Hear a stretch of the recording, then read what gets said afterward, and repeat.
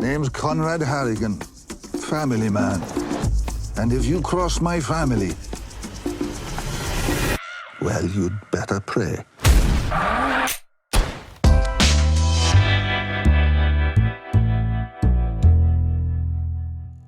I want to start with you because this is a really great role for you. I love it. Because it's such a mix of, I don't know. There's such a complexity with him. What drew you to this guy? Well,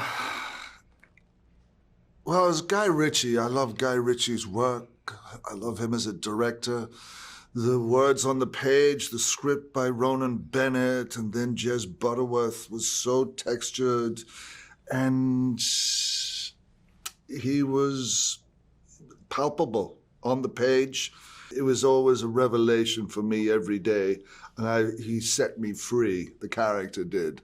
And so once I found the voice for Conrad, I was off to the races.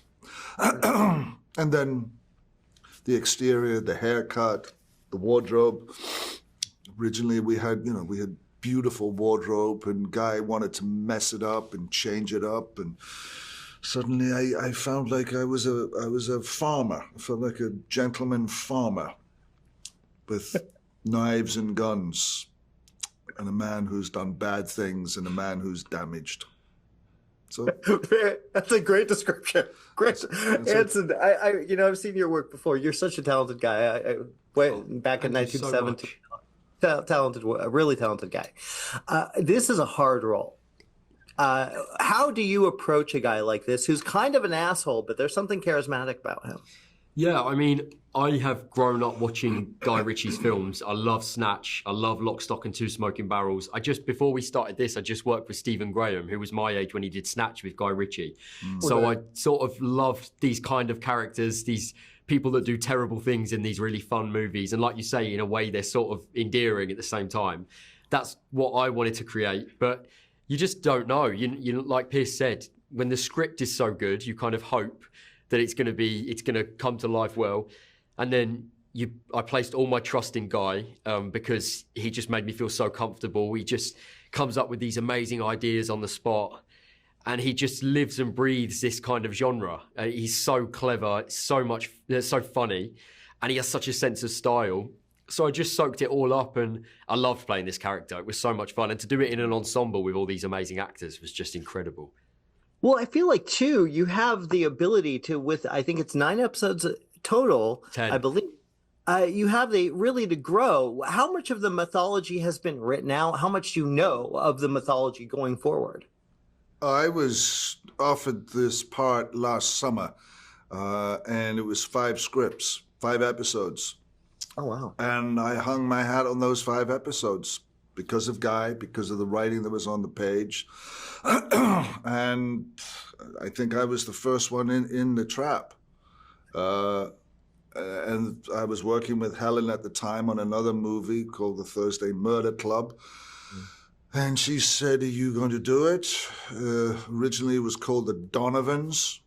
And I said, "No, I'm going to do it. I want to go back to London." And she read it and she said, "I'm in." So we had Maeve and Conrad and then Tom and the cast. So, I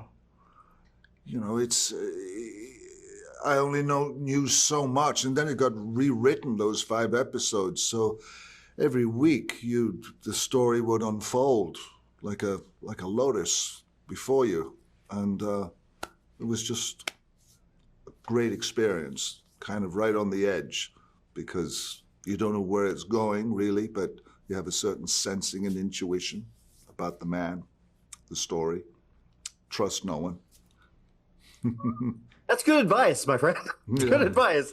First of all, Guy Ritchie works really well on television, I feel. Tom, with Harry is such a cool character because you're dealing with a guy that's a decent guy, but he does really horrible shit. I think same with you, Paddy. What was it like? What's it like to take on Guy Ritchie, this particular story in this particular world? It was good fun, actually. Guy always approaches this kind of world with a certain some sort of energetic flamboyance, and he likes to have fun with his sort of Pulp Fiction takes on the gangster world and stuff like that. So that was good fun to be part of his signature brand and play in that world. But what Ronan and Jez Butterworth have done is they've underpinned that with a really wonderful family dynamic and a drama as well. So there's the best of both worlds really going on. Paddy, I've been a fan of yours for a long time. You're so brilliant at comedy. You're really good, and you do it everything.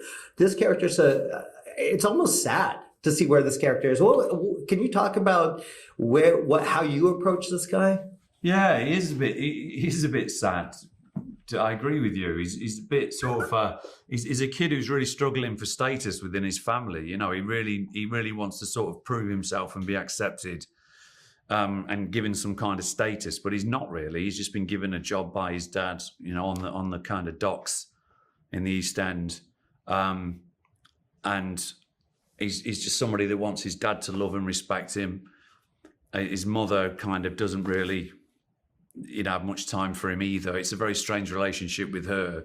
So I think he's someone that doesn't really know who he is. You know, he wants to prove himself, and he's been also haunted by things that have happened to him in his past, and he's fighting for a voice within the family to try and get respect. So at some point in the story, he takes that into his own hands and takes control of his own destiny. No, there's so many details here, and it's so complex. There's so much complexity here, and I think that I guess, Tom, you've been doing a lot of TV. What is the appeal for you to taking on the smaller screen?